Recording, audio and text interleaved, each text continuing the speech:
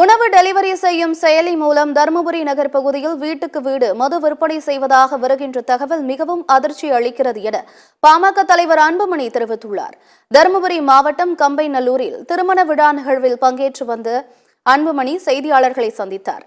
அப்போது பேசிய அவர், தருமபுரி மாவட்ட மக்களின் நியாயமான கோரிக்கையான காவிரி உபரிநீர் திட்டத்தை நிறைவேற்ற வேண்டும் என தெரிவித்தார். இதற்காக பல்வேறு போராட்டங்கள் நடத்தியும் மக்களின் உணர்வுகளை புரிந்து கொள்ள முடியாமல் முதலமைச்சர் உள்ளார் என்று கூறினார். அரசு மருத்துவமனைகளில் உள்ள மருத்துவர்களுக்கு பாதுகாப்பு கிடையாது என்றும் பணிச்சுமை அதிகம் எனவும் அன்புமணி தெரிவித்தார். அரசு மருத்துவமனைக்கு நோயாளிகள் அதிகம் வருகிறார்கள் என்று கூறிய அவர், மருத்துவர், செவிலியர் காலி பணியிடங்களை நிரப்ப வேண்டும் என தெரிவித்தார். தொடர்ந்து பேசிய அன்புமணி, 3 தலைமுறை இளைஞர்களை மதுவினால் அழித்த பெருமை ஆளுகின்ற திராவிட மாடல் அரசையே சாரும் என்று கூறினார்.